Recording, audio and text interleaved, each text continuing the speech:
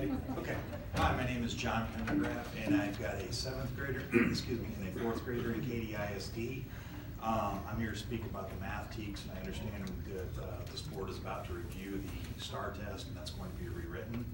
I've talked to Mrs. Cargill a little bit about this. One thing that's got me really interested in this is when they changed the math teaks. My daughter went from loving school to now she doesn't want to go. I forgot to bring my stack over. I have 1,500 pages of text for the 3rd grade math from Pearson. It looks just like what the rest of the country calls Common Core, but supposedly it is TEAC compliant. They put an armadillo on the front, called it a Texas book. 1,500 pages. There's no way to cover all that material. And I heard earlier this board speaking about how you cannot basically tell them how to teach, but the math teaks are nothing but how to do it. It describes process after process after process the kids are supposed to know. 1 out of the 52 teaks is learn your math fast facts, and it seems like it got about 1 out of 52 of the time the kids spend in school learning math. Every test I see is process. The STAR test is process.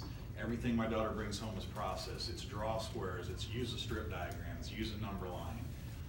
It's as if you're trying to learn how to use a bike, and you start with training wheels. In kindergarten, use a strip diagram, use a number line, count items. But by the time you get to 2nd, 3rd, and 4th grade, that stuff should be behind you. It's as if we're saying, okay, now we're gonna move the training wheels to the front wheel of the bike. Now we're gonna put one on the front, one on the back, and now we're gonna do this. And then you're not tested at the end of the week if you learn to ride a bike. You're tested if you can ride it with the training wheels in every different location. So repeatedly, these children are having to show process over and over and over. And personally, I'd like to see the teaks re-reviewed and clean it up to where they're taught math and not process. I understand that may not be a possibility anytime soon, but if the STAR test is being reviewed, I would strongly encourage you to make sure that on the STAR test, there's math that requires solving a problem and getting an answer, not identifying which of these 5 pictures below represents 5 times 7. Right now, the majority of the questions I see, you don't even have to get a right answer. We heard complaints earlier that in 6th grade, they can't do their science because they can't do division. Well, they can probably draw a picture of it, but they can't actually get an answer. So that's something I wanted to bring up today. I ran for school board over this issue. It upset me so much last year, and I've talked to many, many parents, probably hundreds of them. Almost all of them agree with me. There's one parent that doesn't, but almost every other parent in our district agrees that math has gotten to be atrocious. The kids hate it. I don't think the teachers like it. They pretend to go along with it, but you can see the look in their face. They don't believe what they're telling you. They're all saying, this is great, give it a year or 2, give it a try. We're gonna prove this works out, and we're all going, no, this is not working. We're raising a generation of kids that don't know how to do math. Dr. Milgram's basically said as such. He was originally, I believe, involved in writing our teaks, and towards the end he said, I'm out, you're not doing what I was said to do. And they tried this in California and it didn't work, and then they went back to another method and they realized it did work. So I hope we can do something about it. Thank you for being here. Members, any questions? Mr. Mercer? Yes, sir. Just just asking, what do you do for a living? Mechanical engineer. Well, perfect then, because this is not a setup question, but in mechanical engineering, are you graded on speed and accuracy or process? Speed and accuracy. Yeah, thank you. You understand my point. Ms. Carter? Yeah, John, thank you for driving over from Katy and for being here all day, and just hope that things with your child are improving, and that's why we're having this discussion, because we are listening to the parents and the teachers as well. So I appreciate you being here in person. Thank you. Ms. Miller? Thank you very much for coming, and I appreciate y'all, as a parent, being willing to come and speak out and speak up for your children. And I'm from the Dallas area, and I've been very concerned about the Common Core coming into our curriculum, even though we're told time and time again that it's not in the math, but I'm being told it is in the math. And then when 463 was passed, I believe that's the law, and we were promised that it would, Common Core would be not allowed, to be in any of our curriculum in our 1200 school districts.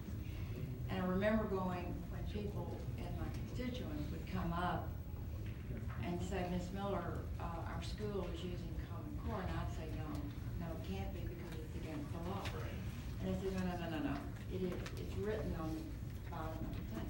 So I went back and I read the law, and there's no consequence. Exactly. There's no Exactly. teeth in the law.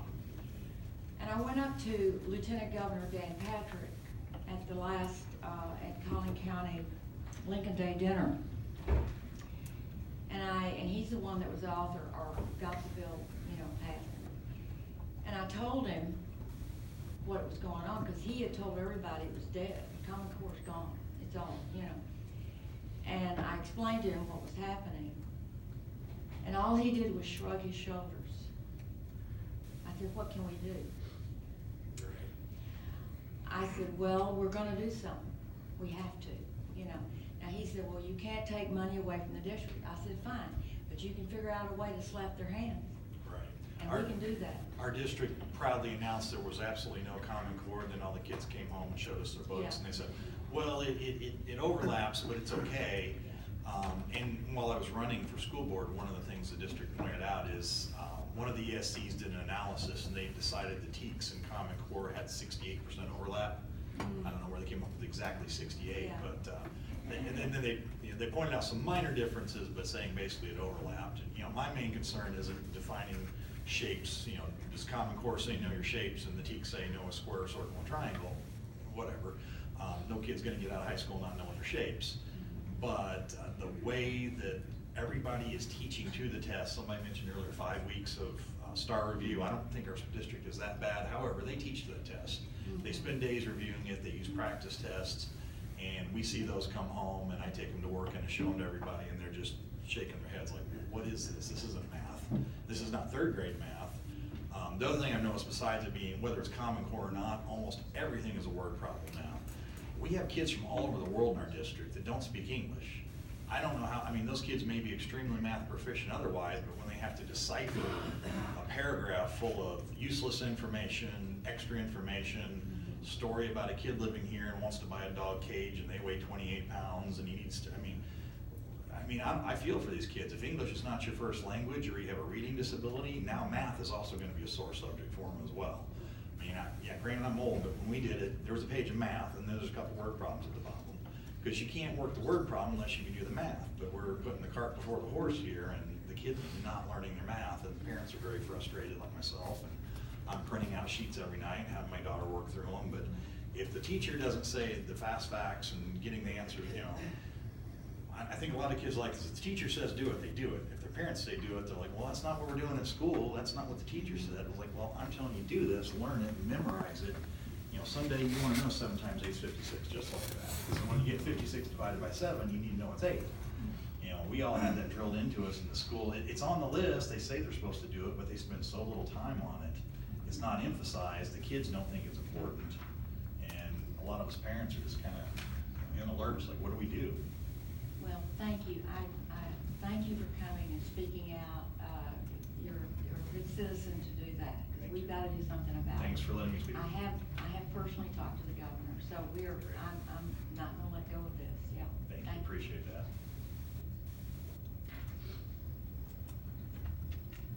Thank you very much. Thank you.